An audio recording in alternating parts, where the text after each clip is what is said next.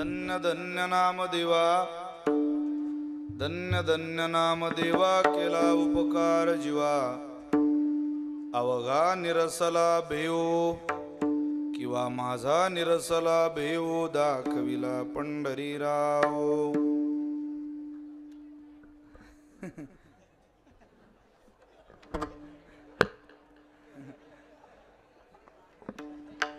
विनय करायला त्रास देऊ नका हो. मंत्र सांगितला सोपा, मंत्र सांगितला सोपा, निवारिले भवतापा. अवघा निरसला भेव, दाखविला पंढरीराव. माझ्या कृपेची सावली. ओ शांत बसा. कीर्तना बघण्याचा विषय नाही, ऐकण्याचा आहे. तर आहे त्या जागेवर ऐका ना कीर्तन. आपलं केव्हापासून चाललंय, मला दिसत नाही, मला दिसत नाही. कोण आहे दिसणार? शांत बसा ना जरा. माझ्या कृपेची सावली, चोखा मने पाना घाली. अवघा निरसला भेव, दाखविला पंढरीराव. मुक्ताबाई नमो त्रिभुवन पावनी. मुक्ताबाई नमो त्रिभुवन पावनी. मुक्ताबाई नमो त्रिभुवन पावनी. ताडवाजवा देवा. नमो त्रिभुवन पावनी. आद्यत्रय जननी देवाची. आद्यत्रय जननी देवाची. आद्यत्रय जननी देवाची. आद्यत्रय जननी देवाची. नमो त्रिभुवन पावनी. मुक्ताबाई नमो त्रिभुवन पावनी. मुक्ताबाई नमो त्रिभुवन पावनी.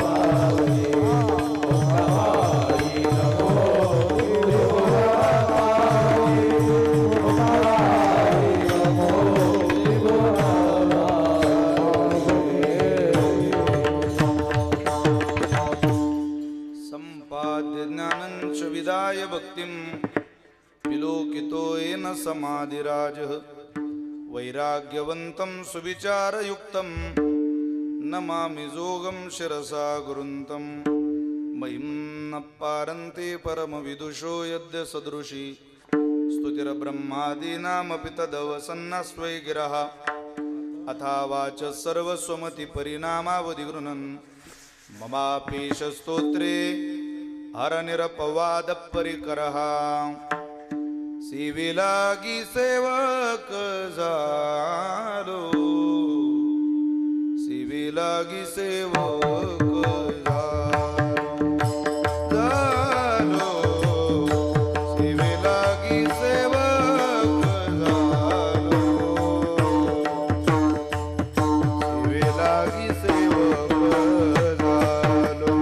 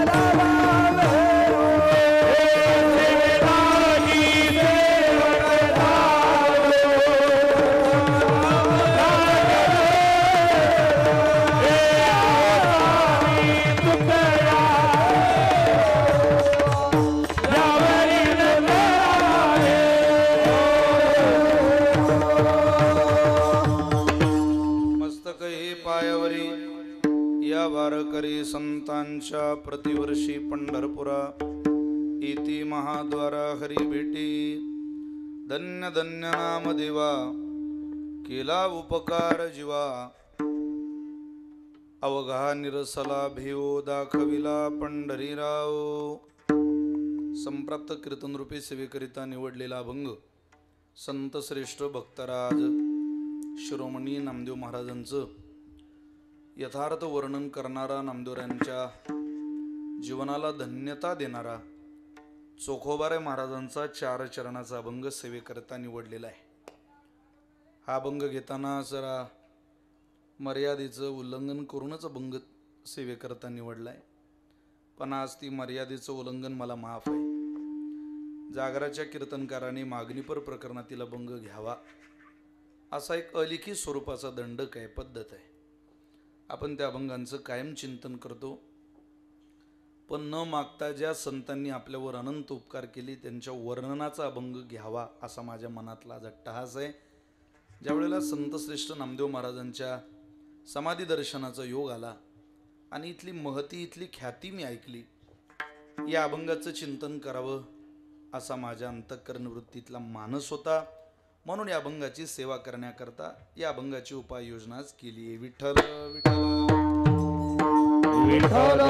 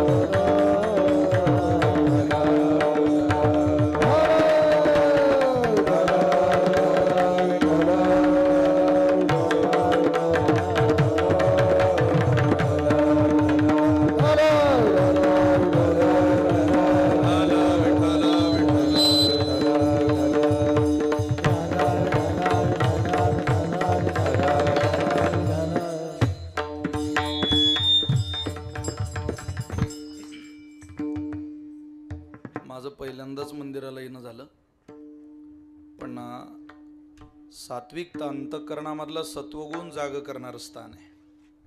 प्रत्यक्ष भगवंताने आपण नामदेव महाराजांच्या उपकारात जीवन जगणारी सगळी साधक आहे. या वारकरी संप्रदायावरच नाही हो, सनातन वैदिक हिंदू परंपरेवर उपकार करणारे नामदेव महाराज. विचार करा, कधी हे समाधी सोहळ्याचे अभंग, भगवंताच्या संतांच्या समाधी सोहळ्याची प्रकरणं, भगवंताच्या जन्माचा काळ, ती तिथी कधी माहिती पडलं असतं आपल्याला? काय नामदेवरांची वाङ्मयामध्ये कल्पकता आहे.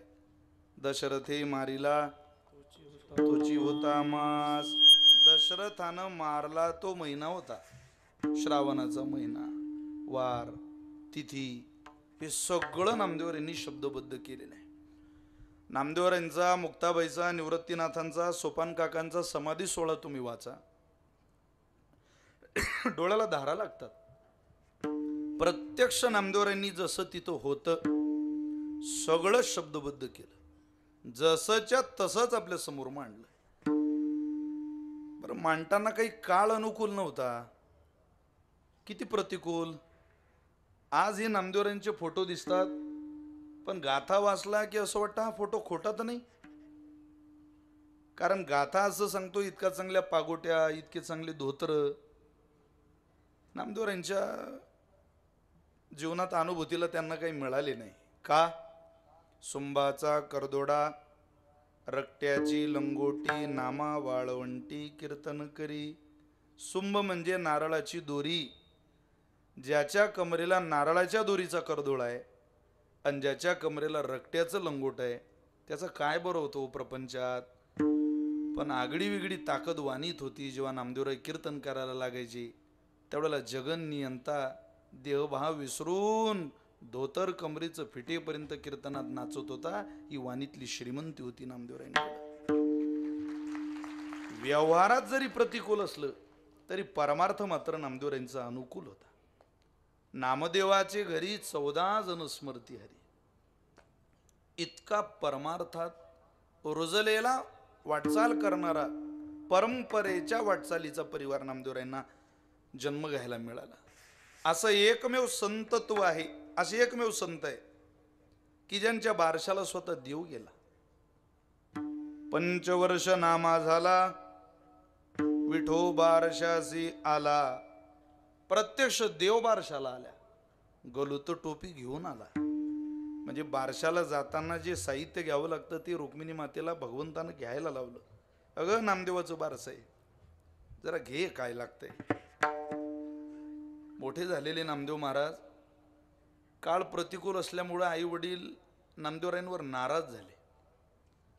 ते म्हटले नामदेव बरं नाही, कूड शिंप्याचं आहे, कपडे विकले पाहिजे, नाही तर कपडे शिवले पाहिजे.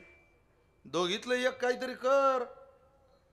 अरे शिवण्या टिपण्या नाही तुझे मन, आमुची फजिती केली नाम्या. ना कपडे शिवतो ना कपडे विकतो, आमची काय फजिती करतं का रे नामदेवा. असं कसं चालीन बापा. अरे ज्या कुळात जन्माला आलो त्या कुळाला हो ना तू. पण नामदेवराय सांगायचे आई माझं मन नाही गे त्या व्यवसायात, आता राहू देतो. मग तू काय करणार आहे. नामा म्हणे जगी अलाभ्यलाभ झाला, हरी सापडला विटेवरी. कामधाम माझे केशवाचे पायी, दीन निशी पायी हरपलो. शुकसनकाधिक जेणे सुखी झाले, तेही सुख राहिले माझे मनी. धन्य माझा जन्म, धन्य माझा वंश, धन्य विष्णुदास स्वामी माझा. नामदेवरायांचे अभंगच इतके गोड आहेत महाराज. म्हणून नामदेवरायांना ज्ञानोबारायांनी पदवी दिली. ज्ञानदेव म्हणे तू भक्तराज शिरोमणी. फक्त शिरोमणी नाही, भक्तराज शिरोमणी असणारे एकमेव संत आहे तसे की ज्यांना ज्ञानोबाराय पदवी देतात, स्वहस्ते पदवी बहाल करतात. ते म्हणजे संत श्रेष्ठ नामदेव महाराज. आणि त्या नामदेव महाराजांची प्रत्यक्ष कृष्णाया नावातून नामही बदलून प्रत्यक्ष देवानं ज्यांना आवाज दिला असे आपले उंबरजकर नामदेव महाराज. आपण कोणालाही पदवी देऊ, आपण कोणाची नावं बदलू, पण देव ज्यांचं नामकरण करतो त्यांच्या आयुष्यातली उपासना किती मोठी असेल, भगवंताच्या चरणावरची निष्ठा किती मोठी असेल, समर्पण किती असेल. आणि इतकं मोठं समर्पण ज्या संतांचं आहे त्या संतांच्या मंदिराचा कलशारोहणाचा वर्धापन दिनाच्या निमित्ताने इथं विष्णू याग झाला. किती मोठा यज्ञ आहे, 108 कुंडी यज्ञ आहे, साधी गोष्ट आहे. यज्ञ सफल झाला. यज्ञ जिथं आहे तिथं अडचणी जास्त आहे. यज्ञ सफल होणं आताच्या काळात पाहिजे तेवढं सोपं नाही. यज्ञ सफल व्हायला भूमी पंचकृषीत शुद्ध लागते. अशी पंचकृषी लागते की ज्या पंचकृषीत गोहत्या झालेली नाही, तेव्हा यज्ञ सफल होतो. आणि इथला सफल यज्ञ या भूमीची प्रतीती आणून देते की या भूमीतली माती जरी तुम्ही बुक्का म्हणून कपाळाला लावली तरी ती माती इतकी पवित्र आहे की बोक्याची सुद्धा आठवण तुम्हाला येऊ देणार. का? ती नामदेव महाराजांच्या भजनानं पवित्र झालेली भूमी आहे. पांडुरंगाच्या श्रद्धेनं पवित्रतेनं आणखीच पवित्र झालं. हे उमरजला उमरज म्हणायचं नाही, ते तीर्थ ते क्षेत्र जगी तेची पवित्र भक्ती कथेसी मैत्र जया पुरुषा भक्ती कथेसी मैत्र. ते तीर्थ ते क्षेत्र विठ्ठल विठ्ठल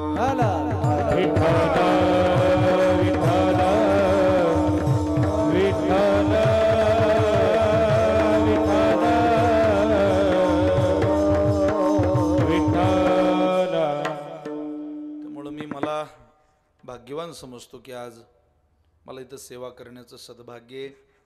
आयुष्यभर आमच्या वडिलांनी आमच्या आजोबांनी केलेल्या पुण्याईचा परिणाम हा आहे की आम्हाला संतांची सेवा घडते. मुक्ताबाईचं आणि नामदेवरायांचं नातं आगळं वेगळं आहे. नामदेवरायांचे आजीगुरु मुक्ताबाई. नामदेवराय म्हणजे सामान्य नाही महाराज. इथं टाळ वाजवणारा उमरज या फळावरचा प्रत्येक टाळकरी किती अधिकारी आहे? शिंप्याचा पोरयक खेडिया नामा त्याने सतत फळ जागविला. आद्य फळकरी नामदेवराय. या महाराष्ट्राची भजन पद्धती फळ परंपरेत आहे. या सगळ्या फळ परंपरेचे अधिपती नामदेवराय आद्य फळकरी आहे. आणि त्या नामदेवरायांच्या आजेगुरु मुक्ताबाई आहे. साधी गोष्ट आहे. आपण सामान्य समजू नका. इथले टाळकरी, इथं सेवा करणारे, इथं चटाया टाकणारे, इथं श्रवणाला बसलेली. एक कीर्तन ऐका, एक कीर्तन. मी तुम्हाला जे जे सांगतोय त्याचं सगळं प्रमाण देऊन सांगतोय. तुम्ही लक्षपूर्वक ऐकलं तर कळेल. इथं तुम्ही एक कीर्तन ऐकलं, एक नामदेवरायांच्या समाधी सोहळ्याचं, ज्ञानोबारांच्या समाधी सोहळ्याचं, तुम्हाला फळ काय सांगू? जो कोणी बैसेन समाधी श्रवणा तया प्रदक्षिणा पृथ्वीची आहे. पृथ्वीच्या प्रदक्षिणेचं पुण्य तुम्ही पदरात घेऊ शकता. इतकी ताकद आहे या तीर्थक्षेत्रात. हे काही सामान्य आहे का? त्यामुळं आनंद आहे. उपस्थितांच्या सगळ्यांच्या चरणी प्रणाम आहे. मुख्यमंत्र्यांच्या बहिणींनी खूप गर्दी केली कीर्तनाला. पार माणसांमध्ये इकडे जागा घेऊन घेतली. उद्या पुरुष जातीच्या अस्तित्वाचा प्रश्न आहे. तुम्ही आम्हाला काही ठेवता की नाही शिल्लक? पण मोठ्या गर्दीनं तुम्ही सगळेजण आलात. मी मृदंग सेवक बंधू विशाल महाराजांना मनापासून धन्यवाद देतो. या बाबुळगावकर विशाल महाराजांनी सगळ्याच शास्त्री महाराज खूप आग्रह केला, बाबा ही कीर्तन सेवा आपण केली पाहिजे. म्हटलं कथाकार आंतरराष्ट्रीय, माझ्यासारख्या छोट्या माणसाला तुम्ही काय बोलावतं तिथं? पण ते म्हटले तुम्ही आलं पाहिजे. प्रेमानं त्यांनी मला हे निमंत्रण दिलं आणि मलाही तुम्हा सगळ्यांच्या सेवेचा योग आला. मिळालेल्या वेळेमध्ये या कीर्तनाची काहीशी या अभंगाची भूमिका सेवा आपणासमोर मांडण्याचा प्रयत्न करणार आहे. श्री गुरु एकनाथ बाबांचं दर्शन झालं. महाराजांच्या वडिलांचंही दर्शन होतंय. अनेक साधू संत आहेत. महाराज मंडळी सगळ्यांच्या चरणी प्रणाम. तुका करी प्रणिपात दंडवत आचार्या. इथं आचार्य आहेत. इथं अनेक कीर्तनकार टाळ घेऊन उभे आहेत. मला त्याची जाणीव आहे. इथं अनेक कथाकार आहेत. कीर्तनाला आले, उभेत, बसलेत. सगळ्यांची नामोनिर्देश करणं जरी वेळेच्या मर्यादेत शक्य नसलं तरी तुम्हा सगळ्यांबद्दल माझ्या अंतःकरणामध्ये भरपूर जिव्हाळा आहे, प्रेम आहे. आणि त्या प्रेमाला मी वंदन करतो. गोड ज्यांनी कीर्तनाची चाल गायली असे आदरणीय शंकर महाराज, आदरणीय मोतीराम महाराज, विठ्ठल महाराज आदी करून सगळीच मंडळी, या सगळ्यांप्रती करुणा प्रेमभावना समर्पित करून माझ्या सेवेला प्रारंभ करतो. विठ्ठल विठ्ठल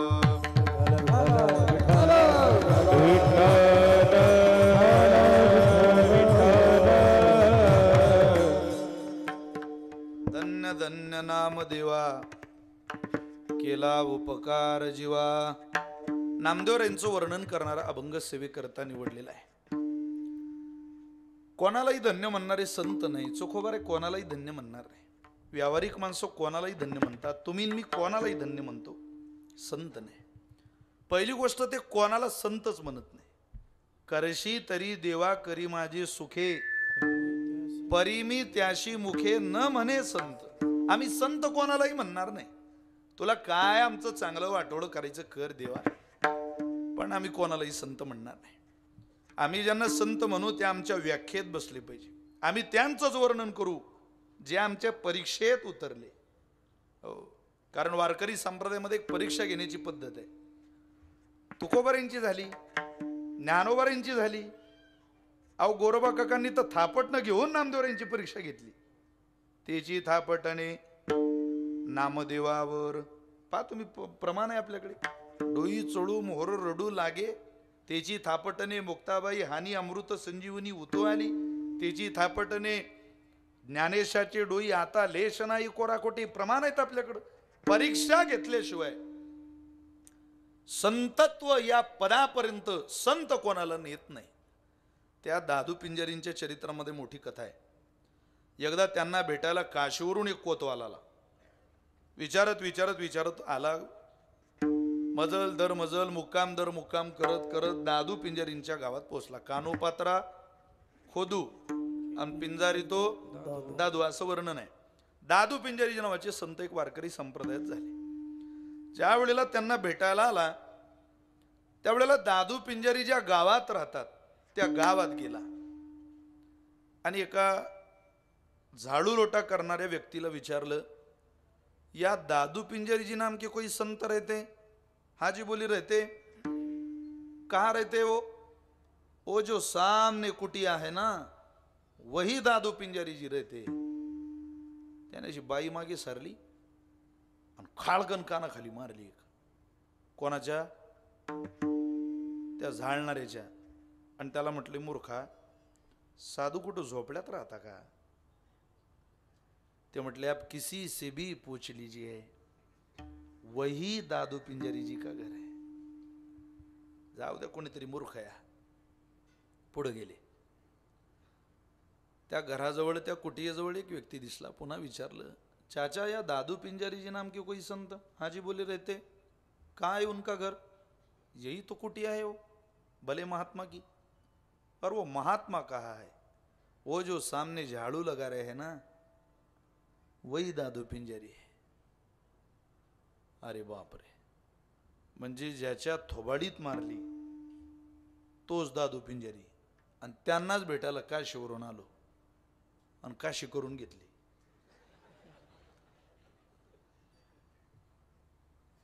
पश्चातापेन शुद्धता. पश्चाताप झाला, होरपळले, वाईट वाटलं, दुःख झालं. आले जवळ, पायच धरले. ती वाईट माणूस नाही हो, चांगला आहे, तुम्हालाच भेटायला आलो वाराणसीहून, पण चूक झाली व तुमच्या थोबाडीत मारली. हो नाही, आमच्याकडून झालं ते, आता जरा क्षमा करा आम्हाला, झालं आमच्याकडून, आता काय. ते म्हटले, असू द्या, झालं झालं. अहो पण बरं नाही वाटतं, तुमच्या थोबाडीत मारली. मारू द्या, मारली तर. थोबाडीत मारल्यावर मारू द्या म्हणता? अहो आमच्या बायका बाजारात गेल्या, लोह्याला जाऊन जर त्यांना अक्षय तृतीयेची घागर आणायची झाली तर 50 रुपयाची घागर 10 वेळा तपासून घेता. तुम्ही एकदा गुरु तपासून घेतला तर काय बिघडलं? याचा अर्थ सगळे आशेस तपासून घेतले पाहिजे असं नाही, पण परीक्षा घेऊनच गुरु या पदाला स्वीकारणं वारकरी संप्रदायाची पद्धत आहे. ज्यांनी ज्यांनी अम्मा अम्मा बापू गुरु केले त्यांना विचारा, तुमचे गुरु कुठे बुवा? कुठं गेलं तुमचं सुख? साधी गोष्ट आहे. वारकरी संप्रदाय हा चिंधीत गुंडाळलेला हिरा आहे. दुर्दैव हे आपलं, लोकांचं लक्ष चिंधीकडे जातं, आतल्या हिऱ्याकडे जात नाही. महाराज कोण्या गाडीतून आले याकडे जास्त समाजाचं लक्ष आहे. ते इथं येऊन काय सांगताय, कोणती प्रमाण म्हणताय, कोणता उपक्रम उपसंहार सांगताय अभंगाचा, त्याच्याकडे काय लक्ष नाही.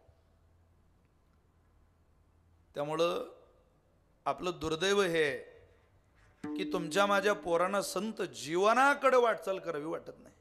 मी तुम्हाला आवर्जून सांगतो, मानवी जीवनात संत जीवना इतकं महत्वाचं काहीच नाही. आता मोठ्या मंडपात मोठ्या समाजात कीर्तन करण्याची मजा आपल्याला येते, आनंद वाटतो, पण आता मोठ्या उत्सवात कीर्तन करण्याचे दिवस राहिलेले नाही महाराष्ट्रात. करू नये. काय त्याला मोठीच गर्दी पाहिजे, मोठेच लोक पाहिजे, मोठाच उत्सव पाहिजे, कशा करता? आता जिल्हा परिषदेच्या शाळेपासून तर कॉलेजपर्यंत वर्गात कीर्तन करायचे दिवस आले. जर आपण हे स्वीकारू तर संत जीवन पोहोचवता येईल, अन्यथा शक्य नाही. अरे बसमध्ये ज्या राज्यात बलात्कार होतात तिथं कीर्तनात लोकांना संत प्रमाण देऊन करता काय? इथं तर चांगलीच माणसं बसलेली. कोणाला सांगता हे? कधी कधी असं वाटतं बरी होती आपली शाळा, मग कौलारू शाळा, बाई पायी येणारी, शिक्षक पायी येणारा, ना बसायला बेंच होते, ना डिजिटल बोर्ड होता, ना डिजिटल टॅब होता, ना वॉटर फिल्टर होतं, ना टॉयलेट, ना बाथरूम, काहीही नव्हतं जिल्हा परिषदेच्या शाळेत. मी जिल्हा परिषदेचा विद्यार्थी, तुम्ही सगळे बसलेले जवळजवळ जिल्हा परिषदेचे. काय होतं आपल्या शाळेत? काहीच नव्हतं. पण ज्या वेळेला त्या शाळेचा उंबारठा ओलांडून आम्ही आज जायचो, त्यावेळेला खरा तो एकची धर्म, जगाला प्रेम अर्पावे हे शिकवणारा शिक्षक पाहला की त्याच्या इतकं प्रेमळ दैवत दुसरं कोणतं दिसत नव्हतं. इतके संस्कार त्या शाळेत शिल्लक. आता शाळा 4 मजली झाल्या, उंबरजकर प्रेम नाही हो राहिलं. लोक निर्दयी झाली हो.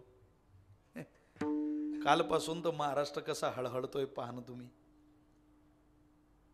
एक हत्या राज्यात झाली, ती कशी झाली हो, क्रूरतेचा कळस.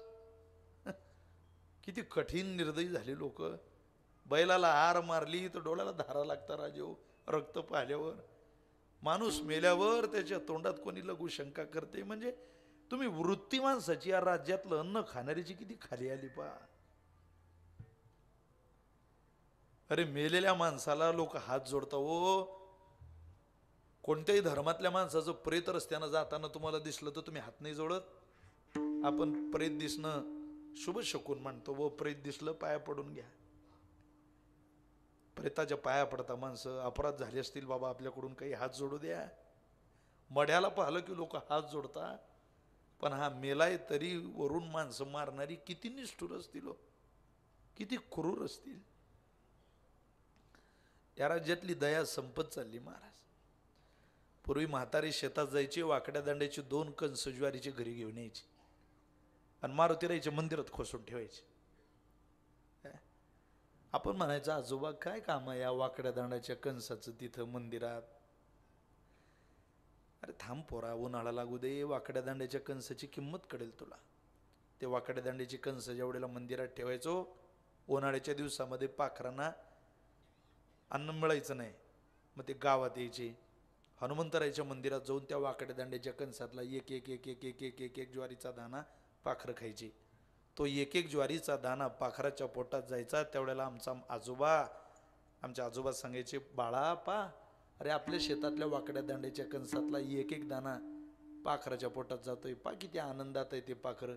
पण आपल्या शेतातल्या ज्वारीचा दाना नातवा पाखराचा नाही र, पांडुरंगाच्या पोटात चालला. इतकं समाधान होतं पाखराला जीव घालण्यात. इतकं प्रेम होतं लोकांचं पशुपक्षावर. जेवून घ्या मालक असं बायकोनं म्हटल्यावर गाईच्या गोठ्यातल्या कुत्र्यांची भाकरी पोचवली का ही विचारणारी माणसं आपण.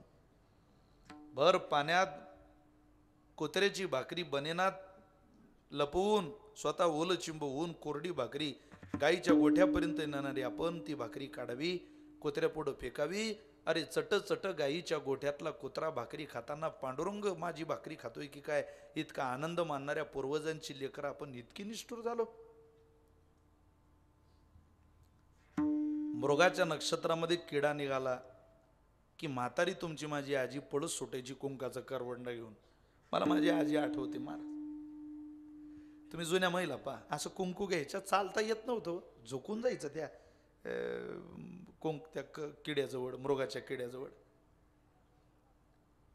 आणि हळद अक्षत कुंकू घालायच्या. आणि ते आजी नातवंडांना सांगायची, पोर हो पाया पडा रे, पाया पडा, पाया पडा, पाया पडा, आपण शेतकऱ्याची पोर आहे, पाया पडा, त्याचा आशीर्वाद घ्या. मृगाचा आशीर्वाद घेतला तर मृग नक्षत्र चांगलं पाऊस देईल, आणि चांगला पाऊस पडला की मृगात सजलेली पेरणी चांगलं पीक सुखानं आपलं घर भरेन. पूर्वी माणसं किड्याला देव मानायची, आता माणसं किड्या मुंग्यासारखी मारायला लागली लोक. जग निर्दयी झालं महाराज. काळ बदललेला आहे. बदलत्या काळामध्ये ही प्रमाण कोणापुढं म्हणावी? अरे जी माणसं माणसावर प्रेम करू शकत नाही, भावावर प्रेम करू शकत नाही, बहिणीवर प्रेम करू शकत नाही, गावावर प्रेम करू शकत नाही, ते देवावर कसं प्रेम करते? करू नाही शकत. काय प्रेम होतं नामदेवरायांचं ज्ञानोबारायांवर. आहे तितकी मैत्री. आता नामदेवरायांचं ज्ञानोबारायांवरचं प्रेम मैत्रीतलं ध्यानात ठेवा. मैत्रीतलं सबळ पुरावा आहे आपल्याकडे. मी सांगतो तुम्हाला ऐका. ज्या वेळेला ज्ञानोबारायांचा समाधी सोहळा झाला, तो समाधी सोहळा झाल्यानंतर नामदेवरायांनी कीर्तन केलं समाधी सोहळ्याचं. पण खूप नाराज राहायचे नामदेवराय. भगवंतही नाराज असायचे, पण नामदेवरायांचं अतिप्रेम. रडायचे. पंढरीची वारी भरली पांडुरंगाची आणि नामदेवरायांच्या कीर्तनाला वाळवंटातली गर्दी. तिथं नामदेवराय कीर्तनाला उभे राहिले, कीर्तन करायचे. लोक नाराज नामदेवरायांवर, श्रोता. म्हटले नामदेवराय जरा प्रसन्न दिसत नाही, कीर्तन कसं रंगायचं? कीर्तनाला अवसान लागतं महाराज. कथेची सामुग्री देहावसानावरी अवसान लागतं. नामदेवरायांचा चेहरा पडलेला. साधक पांडुरंगाजवळ यायचे आणि देवानं विचारावं कसं झालं कीर्तन? गेल्या वर्षी झालं तसं नाही झालं. तेव्हा काही हे होतं काय? युट्यूब पाहून आम्ही तारीख घेतली, रंगलं नाही. ते म्हटलं का पण झालं काय? नामदेवराय नाचत नाही हो, नामदेवराय गात नाही, आणि देवा तुम्ही नाचत नाही. अरे पण ते चाली रंगल्याशिवाय मी नाचू कसा? नामदेवरायांना बोलवून घेतलं देवानं मंदिरात. आणि नामदेवरायांना म्हटले नामदेव महाराज बरं नाही बरं काही, लोकांच्या तक्रारी वाटताय, तुम्ही जरा माझी गुणानुवाद गावून नाचून आपलं जशीच पद्धत आहे तसं करा. का नाचत नाही? नामदेवराय म्हटले मला नाही रे नाचव वाटत देवा. अरे पण का बाबा? मला ज्ञानोबारींच्या आठवणी ते देवा. जनी म्हणे ज्ञानदेवा बोला भंग, चाल म्हणायला पाठीमाग माऊली ज्ञानेश्वर नाहीत रे. आणि जिथं ज्ञानोबाराय नाही तिथं काय कीर्तन रंगायचं? मला आठवण येते. मग तुम्ही आता नाचणारच नाही? नाही देवा, आग्रह नको करू मला. हो नाचा नामदेव महाराज, मी नाचल, पण एका अटीवर. काय? मला एकदा ज्ञानोबारींचं दर्शन घ्यायचंय. अहो ती समाधीस्थ झाले आळंदीला, तुम्हीच कीर्तन केलं. तू सांगितलं ना देवा, तर ते येतील मला दर्शन द्यायला. त्यांनी दर्शन दिलं तर मग श्री ज्ञानदेवाचे मज दर्शन होईल साचे, तरीच मी वाळवंटी नाचे, श्री हरी कीर्तनी पंढरीये. एकदा नामदेवराय म्हटले मला दर्शन करून दे, मग मी नाचल. काय प्रेम असेल.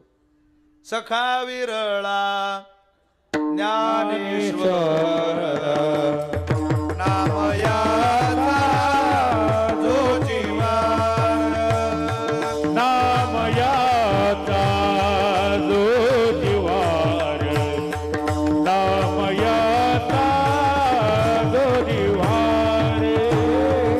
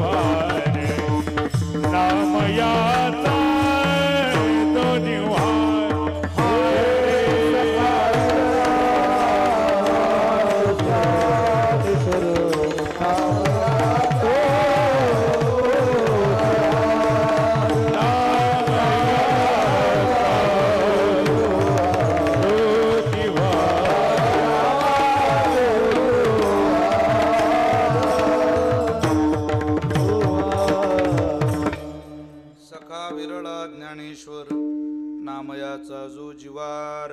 किती प्रेम असेल एका तीर्थयात्रेला जाणाऱ्या मित्रावर, किती प्रेम करावं. आपण सगळे प्रेमानं राहतोय, गायक वादक कीर्तनकार, आपणही एकमेकांवर किती प्रेम करावं याचं उत्तम उदाहरण नामदेव आहेत. उत्तम उदाहरण संत श्रेष्ठ ज्ञानेश्वर महाराज. ज्याच्या हृदयात प्रेम नाही महाराज, त्याची ही पहिली पायरी नाही. मग तुम्ही किती वाऱ्या करा न काय करा, सब छोटो की बाजार में पत्रों का व्यापार चल रहा दुनिया में. देखावा आहे का तो?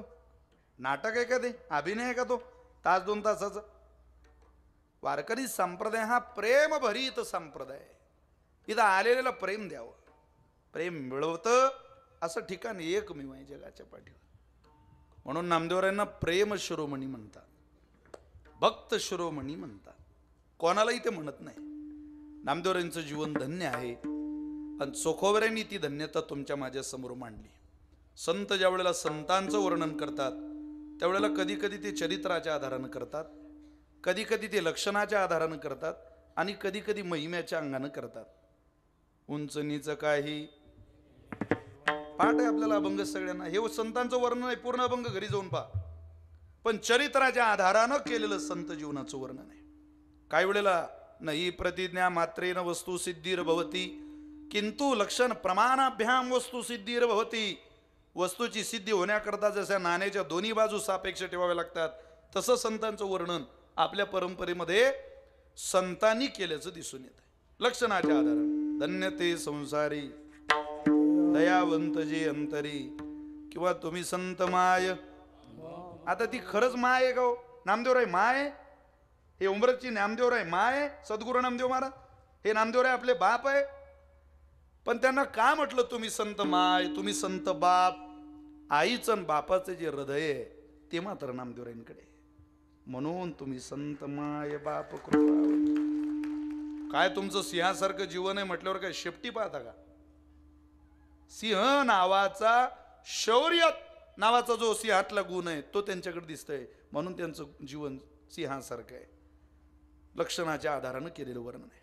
पण आजच्या अभंगामध्ये चोखोबरे संतांचं महिमान गातात. ते महिमावान संत आहे. संतांचा महिमा हा त्यांच्या उपकारातून दिसून येतो. काहीच वर्णन, आता जसं काहीची महती त्यांच्या आवाजावरून कळते, काहींची महती त्यांच्या दिसण्यावरून कळते. अभिनेता त्यांच्या अभिनयावरून, दिसण्यावरून, नटी तिच्या दिसण्यावरून, तिच्या अभिनयावरून, काहींची त्यांच्या बुद्धिमत्तेवरून.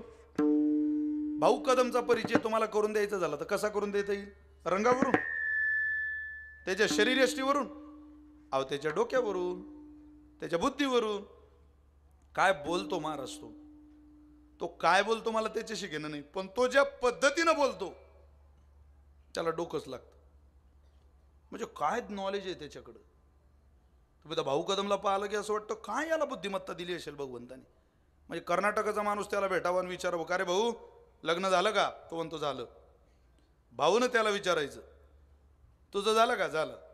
भाऊ कदम म्हणतो का रे कर्नाटकात काय म्हणता लग्नाला? तो म्हटला कल्याणम. अरे बापरे, त्यानं याला विचारलं का रे महाराष्ट्रात लग्नाला काय म्हणता? हा म्हटला वाटोळम.